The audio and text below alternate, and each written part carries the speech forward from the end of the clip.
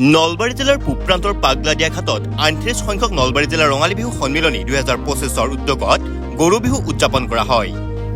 আজি গৰু বিহু ৰাজ্যৰ অন্য প্ৰান্তৰ লগতে নলবাৰী জিলাৰ পূব প্ৰান্তৰ পাগলাদিয়া ঘাট পইলাত দিনজোৰা কাৰ্যসূচীৰে গৰু বিহু উদযাপন কৰা হয়। বৈদিক নীতি নিয়মৰ মতে গৰুক মাহ হালধি খহাই নদীত গা ধুৱাই গৰু বিহু উদযাপন কৰা হয়। উক্ত গৰু বিহু পৰ্বত উপস্থিত থাকে উত্তৰ পূব প্ৰান্তৰ সংঘ চালক উমেশ চক্ৰৱৰ্তী, নলবাৰী সমষ্টিৰ বিধায়ক তথা মন্ত্ৰী জয়ন্তমল্ল বৰুৱাৰ লগতে শতাধিক লোক। মন্ত্ৰী জয়ন্তমল্ল বৰুৱাই নিজে গৰুক নদীত গা ধুৱাই নিজে ঢোল বজাই বিহু নাচ প্ৰদৰ্শনেৰে গৰু বিহু পালন কৰে।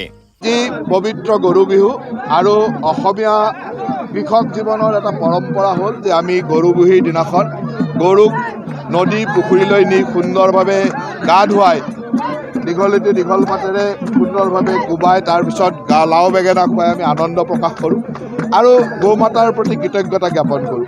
কাৰণ কৃষক জীৱনৰ আটাইতকৈ উপকাৰী জীৱই হ'ল গৰু, আৰু গৰু অবিহনে আমাৰ কৃষক জীৱন আধৰুৱা হৈ যায়। আৰু সেইকাৰণে প্ৰত্যেকগৰাকী কৃষকে আজিৰ দিনটোত গৰু নিজৰ ঘৰৰ গৰু পুখুৰীলৈ লৈ আহে, নদীলৈ লৈ আহে, আৰু আজি আমি পাগলাদিয়া নদীত আমি সকলোৱে এই ধৰণে গৰু ধুৱাইছোঁ আৰু আমাৰ যিটো কৃষক জীৱনৰ পৰম্পৰা তাক ৰক্ষা কৰাৰ চেষ্টা কৰিছোঁ।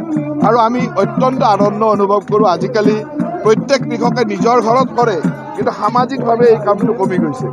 সামাজিকভাৱে কৰাৰ এটা পৰিৱেশ কৰিছোঁ, আৰু মই ভাবোঁ যে এইবিলাকে আমাক ভৱিষ্যত প্ৰজন্মকে এই পৰম্পৰাবিলাক দেখুৱাই থাকিব, আৰু এই পৰম্পৰাবিলাকে আমাক সকলোকে চহকী কৰিব, অসমীয়া চহকী সংস্কৃতিটো প্ৰতিফলিত কৰিব।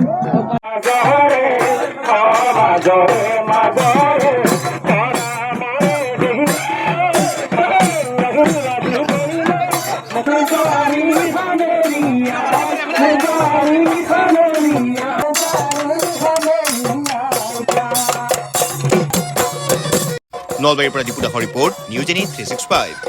Stay informed, stay ahead. News Any 365.